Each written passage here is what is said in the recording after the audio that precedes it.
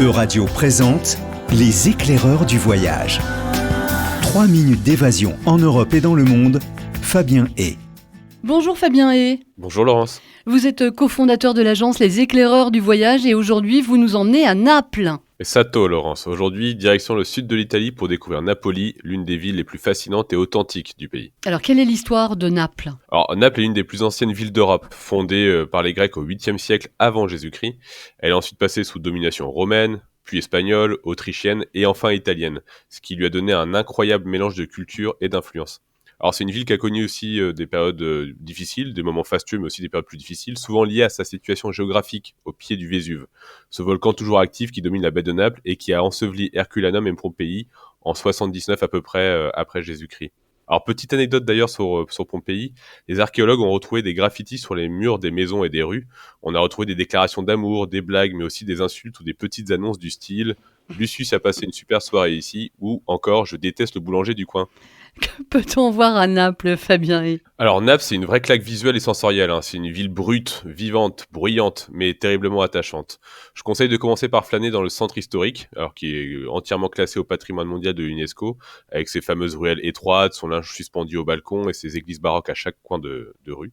Et à ne pas manquer également le Duomo de Naples, ou encore le quartier espagnol pour plonger dans l'âme napolitaine. C'est ici que vous trouverez un square entier dédié au culte du dieu napolitain, à savoir de Diego Maradona, bien évidemment. Et puis, bien sûr, si vous avez le temps, partez à la découverte de Pompéi ou grimpez au sommet du Vésuve pour une vue spectaculaire sur toute la baie de Naples. Et enfin, un de mes coups de cœur, assez étonnamment, le métro de Naples, voilà, qui est surnommé le plus beau métro du monde. Certaines stations sont de véritables œuvres d'art contemporain. Qu'en est-il de la gastronomie ? J'imagine qu'à Naples, on mange bien. Alors là, oui, on est au paradis des gourmands, Laurence. C'est à Naples qu'est née la pizza, je vous l'apprends peut-être pas, mais c'est sacré. C'est une pizza napolitaine, fine au centre, gonflée sur les bords, cuite au feu de bois, une véritable institution. Il faut absolument goûter une margarita ou une marinara dans une pizza historique comme Sorbillo ou Da Michele. Mais Naples, c'est aussi les sfogliatelles. C'est une pâtisserie feuilletée garnie de ricotta. Et les babaro au rhum, ici, sont aussi très célèbres. Et enfin, pour les amateurs de café, attention, à Naples, le café est fort, court et se boit debout au comptoir en 2 gorgées.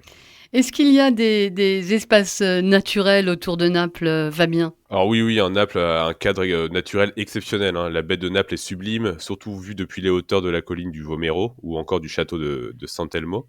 Et tout autour, il y a des trésors, les îles de Capri, Ischia et Procida, qui sont facilement accessibles en bateau. J'ai une préférence pour Procida, qui est un peu plus petite, et mon conseil, c'est d'y rester au moins une nuit. Pourquoi ? Parce que le soir venu, les touristes repartent à Naples et vous aurez les ruelles pour vous. La côte amalfitaine n'est pas loin non plus de Naples, avec ses villages perchés et ses paysages spectaculaires. Et pour les amateurs de nature sauvage, la région de la Campanie offre des magnifiques randonnées, notamment sur les pentes du Vésuve ou dans la région de la côte sorrentine. Et Fabien, quand est-il préférable de visiter Naples ? Alors, on peut visiter Naples toute l'année, mais je recommande particulièrement le printemps et l'automne. Au printemps, les températures sont douces, les fleurs sont partout, il y a un côté très vivant sans être trop touristique. L'automne, pour moi, est idéal pour profiter des dernières douceurs de l'été, et c'est souvent cette période qu'on apprécie le mieux l'authenticité de Naples, loin de la foule estivale.